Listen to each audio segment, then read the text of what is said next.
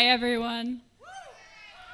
My name is Sarah Sri-Raman. I'm a student at the university. And today I'll be reading another speech by Greta Thunberg. She gave this one in January at the World Economic Forum in Davos, Switzerland. It's called Our House is on Fire. Our house is on fire. I am here to say our house is on fire. According to the IPCC, we are less than 12 years away from not being able to undo our mistakes. In that time, unprecedented changes in all aspects of society need to have taken place, including a reduction of our CO2 emissions by at least 50%. And please note that those numbers do not include the aspect of equity, which is absolutely necessary to make the Paris Agreement work on a global scale.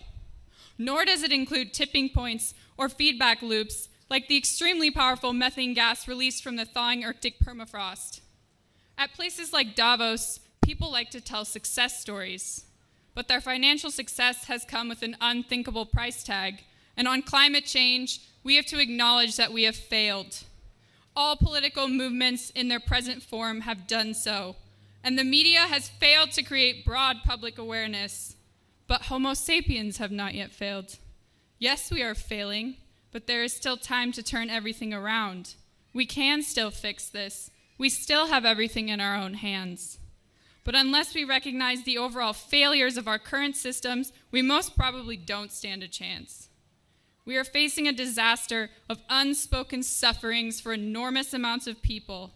And now is not the time for speaking politely or focusing on what we can or cannot say. Now is the time to speak clearly.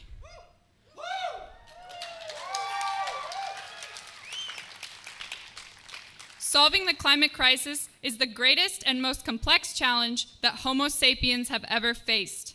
The main solution, however, is so simple that even a small child can understand it. We have to stop our emissions of greenhouse gases.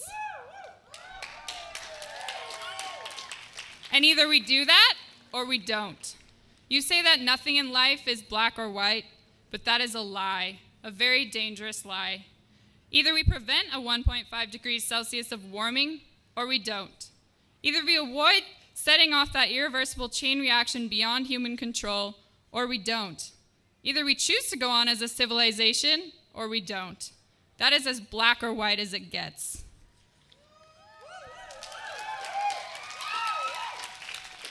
There are no gray areas when it comes to survival. Now we all have a choice. We can create transformational action that will safeguard the living conditions for future generations, or we can continue with our business as usual and fail. That is up to you and me. Some say that we should not engage in activism. Instead, we should just leave everything to our politicians and vote for a change instead. But what do we do when there is no political will? What do we do when the politics needed are nowhere in sight? Here in Davos, just like everywhere else, everyone is talking about money. It seems that money and growth are our only main concerns. And since the climate crisis is a crisis that never once has been treated as a crisis, people are simply not aware of the full consequences from our everyday life. People are not aware that there is such a thing as a carbon budget and just how incredibly small that remaining carbon budget is. And that needs to change today. No other current challenge can match the importance of establishing a wide public awareness and understanding of our rapidly disappearing carbon budget that should and must become our new global currency and the very heart of our future and present economics. We are now at a time in history where everyone with any insight of the climate crisis that threatens our civilization and the entire biosphere must speak out in clear language, no matter how uncomfortable and unprofitable that may be. We must change almost everything in our current societies. The bigger your carbon footprint, the bigger your moral duty. The bigger your platform, the bigger your responsibility. Adults keep saying, we owe it to the young people to give them hope. But I don't want your hope. I don't want you to be hopeful. I want you to panic. I want you to feel the fear I feel every day, and then I want you to act. I want you to act as you would in a crisis. I want you to act as if our house is on fire. Because it is.